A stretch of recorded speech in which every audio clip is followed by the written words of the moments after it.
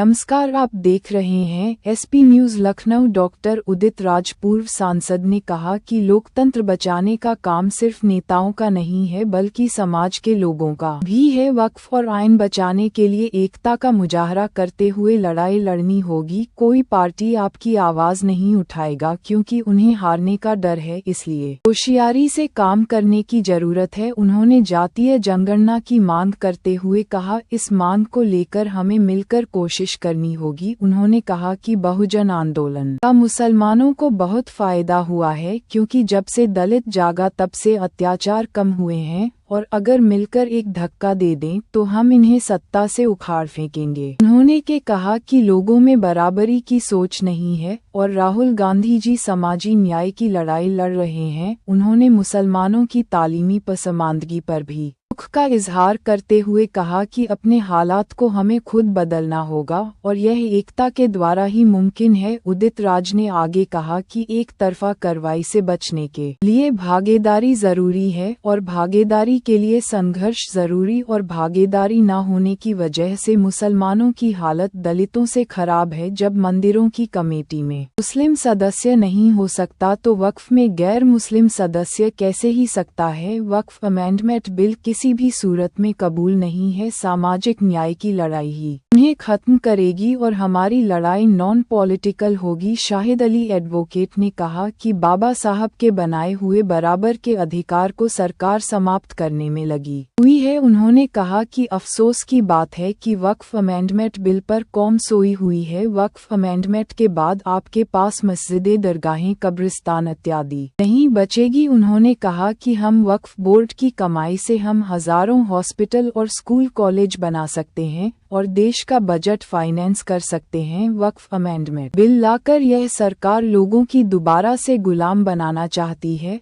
और अगर आवाज नहीं उठी और नहीं जाग तो सबकी कुर्बानियां बर्बाद हो जाएंगी। इसलिए बेदर हो जाओ और अपने हक के लिए आवाज उठाओ। अगर आवाज नहीं उठी तो वक्फ और रिजर्वेशन को खत्म करके रहेंगे। जावेद अहमद, चेयरमैन वक्फ वेलफेयर फॉर्म, ने कहा कि वक्फ में संशोधन एक खतरनाक कदम है। इससे पहले भी वक्फ पर हमले हुए हैं। यह वक्फ बिल वक्फ संपत्ति पर कब्जा करने की एक कोशिश है। कुछ कहीं जान ही रहे हैं पूरा समाज में, तो आज तक तो ऐसा कुछ भी नहीं है। वक्फ बोर्ड शुरू से अभी तक चलता है और सबके साथ रहता है।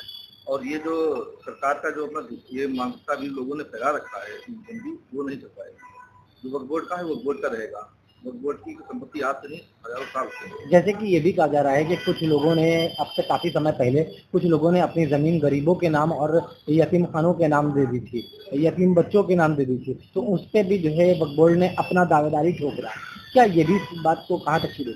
उसमें कुछ चीजें हैं जो तो जांच का विषय है, लेकिन कुछ चीजें हो सकती हैं कि ऐसा हुआ हो। अगर बात होती है तो हो सकता है सच्चाई हो, लेकिन वक्फ बोर्ड का ऐसा कोई अपना पर्सनल कोई फंडामेंटल ऐसा नहीं है कि ऐसा कुछ करे और जमीन उगाही करे।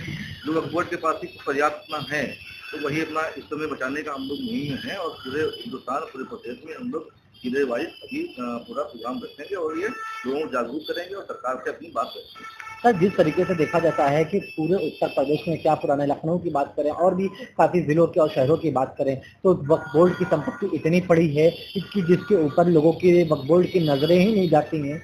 और अब वक्फ बोर्ड उस चीज पर नजर डाल रहा है और अभी भी किसी संपत्ति वक्फ बोर्ड की ऐसी पड़ी है जो खंडाइल हो गई है, टीलों में तब्दील हो गई है, उसके ऊपर भी जो है वक्फ बोर्ड की निगाहें क्यों नहीं जाती है? जब इस तरीके के मुद्दे उठते हैं जब भी वक्फ बोर्ड क्यों जागता है? बिल्कुल, ऐसी वक्फ बोर्ड की जमीनों में बहुत है, क्योंकि अगर जांच की जाए तो बहुत निकलेगा। वक्फ बोर्ड की जमीनों में तो अभी तो बात तो आई कि अंबानी जी का घर भी कोई बता रहा था कि वक्फ बोर्ड की अगर जांच की जाए तो बहुत निकलेगी जमीनें।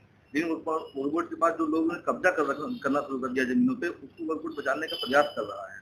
और ये बोर्ड अपना एक इस्लामिक बोर्ड है, इसमें हमेशा सच्चाई हुई है, क्योंकि वो नहीं करेगा कि हो जाए। हमारी सरकार से यकीन है कि जो वक्फ बोर्ड की जमीनें हैं उनको सुरक्षित किया जाए और जिन लोगों ने अवैध कब्जा कर रखा है वो भी ये सरकार का वो बनता है, फर्ज है ये सरकार का। जैसे कि और न्यूज़ों के मुताबिक पता, जैसे कि खबरों में आ रहा है कि दिल्ली संसद भी जो है वक्फ बोर्ड में बताया जा रहा है। सुनने में तो यही आ रहा है, लेकिन उसकी जांच कराई जाए। अगर इस सत्य है तो वक्फ बोर्ड की जमीन वक्फ बोर्ड को दी जाए। तो मुख्य अतिथि के तौर पे आज कौन उपस्थित है? मुख्य अतिथि के तौर पे हमारे यहाँ पूर्व सांसद डॉक्टर उदित राज जी हैं और शाहिद अली साहब जो सुप्रीम कोर्ट के वकील साहब हैं और तारिक भाई हैं और बाकी सब लोग पूरा संगठन है और ये सब लोग अपने आवाज़ के लिए यहाँ पर आए हैं, प्रोग्राम किए हैं और इसी से हम लोग अपना दिल्ली भी प्रोग्राम करेंगे, उत्तर प्रदेश में धीरे धीरे करेंगे। सरकार के सामने अपनी सब जायज़ नीतियाँ और जायज़ पक्ष रखेंगे। सरकार फैसला क्या करती है, कानून फैसला क्या करता है, न्याय फैसला क्या करता है, वो आगे शुरू करेंगे। मैं अपना परिचय और मैं मोहम्मद इमरान समाजवादी पार्टी में प्रदेश सचिव था, अभी वही समाजसेवी हूँ और अपना मेरा खुद का कुछ व्यवसाय है। मैं समाजवादी पार्टी से हूँ। वो दरअसल जो भारत की सरकार कर रही है, दो चीज़ें एक साथ कर रही है वो कि एक तो वक्फ अमेंडमेंट बिल ला करके मुसलमानों की तमाम वक्फ की ज़मीनों को हड़पना चाहती है, दूसरी हमारे दलित भाइयों का रिजर्वेशन ख़त्म करना चाहती है। तो बेसिकली ये दो मुद्दों को लेकर के संविधान बचाने के लिए, वक्फ के कानूनों को बचाने के लिए, यानी अमेंडमेंट का विरोध करने के लिए और रिजर्वेशन दलितों का रहे, रिजर्वेशन की तादाद बढ़े, इस चीज़ के लिए यहाँ पर ये सभा की गई है आज लखनऊ के अंदर। 1 दिसंबर को दिल्ली में हम एक बड़ी रैली करने जा रहे हैं। 1 दिसंबर को इन्हीं मुद्दों को लेकर के, जिन मुद्दों को लेकर के आज यहाँ पर है कि हमारी एक तरह से प्रिपरेटरी मीटिंग समझ लीजिए, लखनऊ के जो लोगों की वहाँ पर जिम्मेदारी रहेगी, जो हिस्सेदारी रहेगी, उसके लिए यहाँ पर ये मीटिंग की गई। एक रैली में लगभग कितने लोग शामिल होंगे? हमारे अनुमान ये है कि दिल्ली की रैली में हमारा कम से कम 1 लाख से ज़्यादा लोग होंगे। अपने लोगों से क्या कहेंगे आप?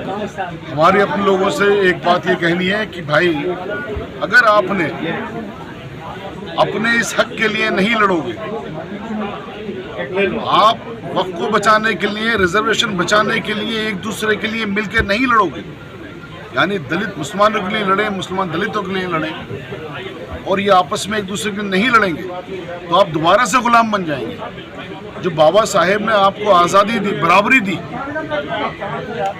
बाबा साहेब के संविधान की वजह से बराबरी मिली, आज़ादी मिली, गुलामी से मुक्ति मिली, ये दोबारा से आपको गुलाम बनाने की तैयारियां हैं। ये निशाना खाली वक्फ पर नहीं है, ये निशाना खाली रिजर्वेशन को ख़त्म करने पर नहीं है, ये बेसिकली इन दोनों को दोबारा से गुलाम बनाने की तैयारियां हैं, गुलाम बनाने की कोशिशें हैं। इन साजिशों को समझना होगा, भारत सरकार की, RSS की इस साजिश को समझना होगा और इस देश की आज़ादी को बचाने के लिए, जिस आज़ादी को हासिल करने के लिए लाखों लोगों ने अपनी शहादतें दी, उन लोगों से बचाना होगा जिन लोगों ने कोई शहादतें नहीं दी, जो लोग अंग्रेज़ों के गुलाम थे, अंग्रेज़ों के लिए काम करते थे, भारत के शहीदों के खिलाफ काम करते थे। आज उन लोगों के हाथ में सत्ता है, इनकी जो मानसिकता वही है कि फिर से गुलाम बना लें ताकि ये लोग हमेशा हमेशा के लिए राज करते रहे। हमारा काम है इन दोनों लोगों को जगाना, OBC को जगाना, आदिवासियों को जगाना, क्योंकि टारगेट पे सब है। आज एक का नंबर है, उसके बाद दूसरे का नंबर होगा। इन्हें पता है कि ये लोग बहुसंख्यक हैं, इन्हें पता है लोग 85% है, इसलिए 85% पे एक साथ हमला नहीं कर रहे, बार बार करके कर रहे हैं। 15% पे करेंगे, फिर 25% पे करेंगे, फिर 10% पे करेंगे, बारी सबकी लेके आएंगे।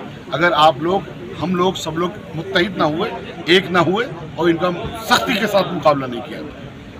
मुख्य बिंदु हैं या जो मसाइल हैं इसके, उसमें यह है कि संविधान बचाना, आरक्षण बचाना, जाति जनगणना, वक्फ बोर्ड जो अमेंडमेंट बिल लाया जा रहा है वो नहीं होना चाहिए और निजीकरण के ऊपर रोक लगना चाहिए। ये हमारे मुख्य मुद्दे हैं। आरक्षण की सीमा 50% से बढ़ाई जाए, यानी सामाजिक न्याय, सभी की भागीदारी होनी चाहिए और जिसकी जितनी संख्या उसकी उतनी भागीदारी हो। इसलिए आज यहाँ एक बहुजन समाज के द्वारा, यानी दलित,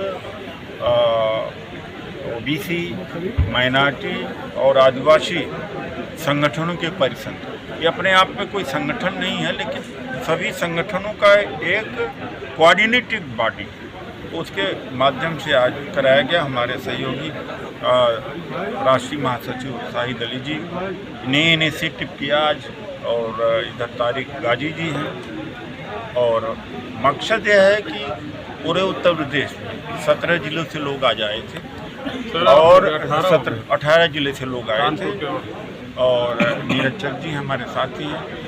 यहाँ से ये जागरण करके और 1 दिसंबर को लखनऊ में 1 दिसंबर को दिल्ली के रामलीला मैदान की रैली में पहुँचना है। बहुत सारे लोगों ने अभी 100 टिकट 200 टिकट का रिजर्वेशन का वादा किया है और यहाँ से हो भी चुका है। अब लखनऊ से भी सैकड़ों लोग, हज़ारों लोग जाएंगे, पूरे उत्तर प्रदेश से कई हज़ार लोग जाएंगे और दिल्ली की रामलीला मैदान की रैली में 1 दिसंबर को संविधान बचाने के लिए, वक्फ की प्रॉपर्टी बचाने के लिए, आरक्षण बचाने के लिए और जाति जनगणना के लिए